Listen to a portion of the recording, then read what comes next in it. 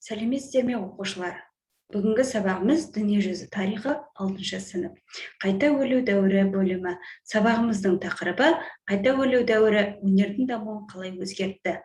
Әзірлеуші Машақбаева Көркем, Қызылорда қаласы, номер 23-ші Қизатов атындағы мектеп-лицейі. Жалпы біз бүгінгі сабағымызда антикалық мәдениетпен байланыс орнату арқылы қайта өлу дәуірінің мәдениетін сипаттаймыз. Сонымен оқушылар, қайта өлу дәуірін қалай түсінеміз? Қайта өлу дәуірі дегеніміз орта ғасырлар тарихы деп аталатын дәуірде дүниежүзілік мәдениет пен өнер тарихындағы жаңа кезең. Бұл кезең қайта өлу мәдениеті деген атпен белгілі. Қайта өлу дәуірі немесе Ренессанс кезеңі деп те атаймыз. Қайта өлу дәуірі 15-ші ғасырдың соңы мен 17-ші ғасырдың бірінші 10 жылдығын қамтиды. Қайта өлу дәуірінің бастау алған мекені Италияның орталық өңіріндегі Флоренция қаласы. Оны қайта өлу мәдениетінің алтын бесігі деп те атайды. Бұл дәуірде мәдениеттің қоғамдық өмірдегі рөлі артып, адамдардың күнделікті рухани қажетіне айнала бастады. Зәулім үйлер мен салтанатты сарайлар салынып, сағат жасау ісі де жетіле түсті. Италия қалаларында мұнара сағаттары пайда болды. Сауданың дамуына байланысты кеңселер, ірі шеберханалар үйлері көптеп салына бастады. Яғни оқушылар қайта өлу дәуірде отырғанымыз бұл орта ғасырдағы 15-ші ғасыр мен 17-ші ғасырдың аралығын қамтыған жаңа бір кезеңі қайта өлу дәуірі деп аталады екен. Бұл қайта өлу дәуірінің, яғни мәдениеттің дамуына өз үлесін қосқан өнертанушыларымыз Леонардо да Винчи, Микел Анджело, Рафаэл Санти, Донателло, Данте болған екен. Енді осы өнертанушыларменен, яғни суретші мүсіншілерменен біз жеке-жеке тоқталатын болсақ, Леонардо да Винчи 1452-1519 жылдар аралығында өмір сүрген. Италияның қайта өлу дәуірінің аса ірі қайраткері және негізін қалаушылардың бірі. Леонардо да Винчи тек ұлы суретші ғана емес, ұлы математик, физик, архитектор және инженер болған. Леонардо да Винчи сурет салуды өнердің басты түрі деп есептеген. Ол адам суретінің көмегімен дүниені таниды. Тәжірибе дүние танудың бірден бір қайнар көзі деген тұжырым жасаған. Леонардо да Винчи қайта өлу дәуірінің әмбебап адамы деп те аталған. Ол әйел сұлулығының гуманистік идеалын 1503 жылы жазылған Мона Лиза картинасында көрсеткен. Ауқатты қала әйелінің бейнесін адам бойындағы ерекше үйлесімділігін берген екен.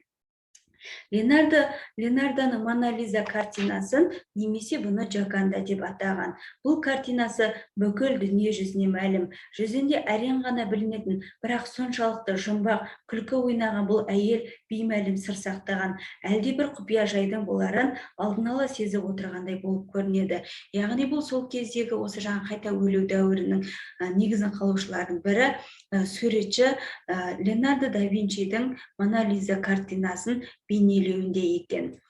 Келесі бізде Микел Анджело. Микел Анджело 1475-1564 жылдар аралығында өмір сүрген.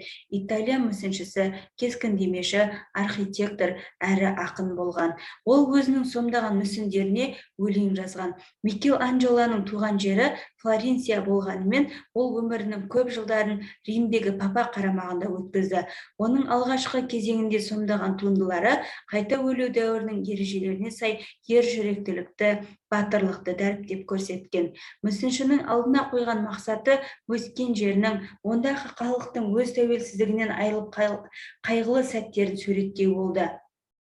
Микел Анджело өз басының осындай уайымын мүсіндерінде айқын сомдаған.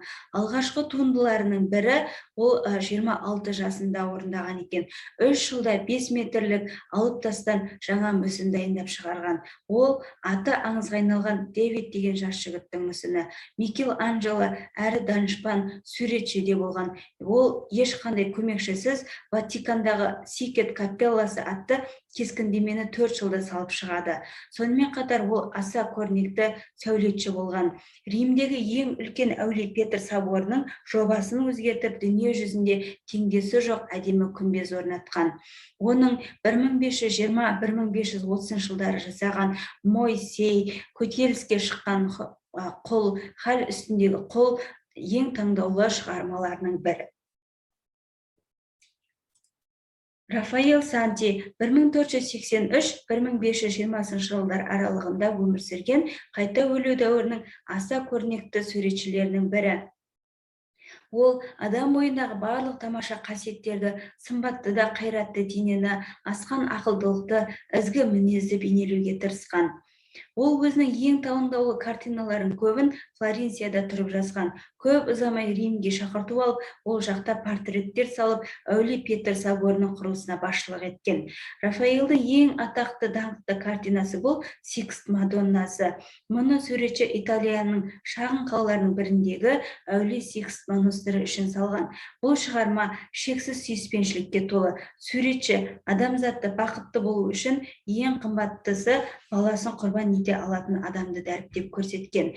Яғни оқушылар, бұл жерде қайта өлу дәуіріндегі, яғни мәдениеттің дамуына өз үлестерін қосқан өнертанушылар. Және сонымен қатар осы қайта өлу дәуірінің алғашқы суретшілері Донателло, Дантенің құдіретті комедиясы, Джотто ди Бандоненің Иоакимнің бақташыларға оралу атты шығармалары адамның кейпін, қимылын, бет ажарын табиғи түрде бейнелеп, күш-жігерге, шынайылыққа толы болған екен. Яғни сол жаңағы батыс Еуропадағы Италия жеріндегі мәдениеттің қайта жандануына, қайтадан көркеюіне өз үлестерін қосқан суретшілер, өнертанушылар. Бұлардың қайта өлу дәуірінің ұлы шеберлері осы күнге дейін адам баласы мақтаныш ететін қайталанбас туындыларды қалдырып кеткен екен. Сонымен оқушылар, бізге бүгінгі сабағымыз түсінікті болатын болса, біз әрі қарай тапсырмаларды орындайық. Бізде бірінші тапсырмамыз сәйкестендіру кестесі. Бұл бізге белгілі суретшілер мен олардың еңбектерін сәйкестендіреміз. Бірінші жағында суретшілер мен мүсіншілер, екінші жағында оның еңбектері. Леонардо да Винчи, Микел Анджело, Рафаэл Санти, Данте және Джотто ди Бандоне. Олардың еңбектерін бір-біріне байланыстырып сәйкестендіреміз.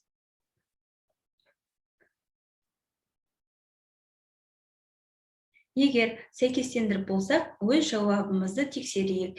Леонардо да Винчидің еңбегі бұл В варианты Мона Лиза. Екінші Микел Анджело А. Көтеріліске шыққан құл. Үшінші Рафаэл Санти Б. Сикст Мадоннасы. Төртінші Дантенің еңбегі бұл Д варианты құдіретті комедия. Бесінші Джотто ди Бандоненің еңбегі Г варианты Иоакимнің бақташыларға оралуы. Өте жақсы, барлықтарыңызға жауап дұрыс шықты деп ойлаймын. Әрі қарай біз екінші тапсырманы орындайық. Екінші тапсырма бізде Вен диаграммасы. Суретшілердің еңбектерінің ұқсастығы мен айырмашылығын анықтаймыз. Біз бірінші тапсырмада суретшілер мен мүсіншілердің еңбектерін бір-бірімен сәйкестендірген болатынбыз. Сол жерде Леонардо да Винчи мен Рафаэл Сантидің еңбегі, Леонардо да Винчидің еңбегі Мона Лиза және Рафаэл Сантидің еңбегі Сикст Мадоннасы. Осы екі картинаның айырмашылығын жазып, ортасына екеуіне ұқсастығын жазамыз.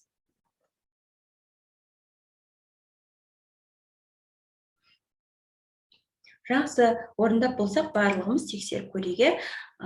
Бізде бірінші Леонардо да Винчидің картинасы бұл Мона Лиза. Шамамен 1503 жылдар салынған картинайы, жүзінде әрең ғана білінетін, бірақ соншалықты жұмбақ күлкі ойнаған бұл әйел беймәлім сыр сақтаған, әлдебір құпия жайдың боларын алдын ала сезіп отырғандай болып көрінеді Леонардо да Винчидің Мона Лиза картинасында. Екінші бізде Рафаэл Сантидің картинасы бұл Сикст Мадоннасы. Суретші мұны Италияның шағын қалаларының біріндегі Әулие Сикст монастыры үшін салған. Өнертанушылар бұл картинаны таза сұлулықтың данышпаны деп те атаған екен. Ал осы екі картинаның шығарманың екеуіне де ұқсастығы бұл қайта өлу дәуірінің ең даңқты шығармалары болған екен. Өте жақсы, жауаптарыңызды тексеріп болсаңыздар, сабағымыз осы жалпы бізде қайта өлу дәуіріндегі өнердің дамуын сабағымызды түсінсеңіздер, бас бармақ әдісі арқылы кері байланыс жасайық. Бірінші, сабағымыздың барлығы түсінікті болатын болса, бас бармағымызды жоғары қаратамыз. Егер сабақты енді түсініп келе жатырсаңыздар, бас бармағымызды орташа етіп көрсетеміз, ортаңғыға.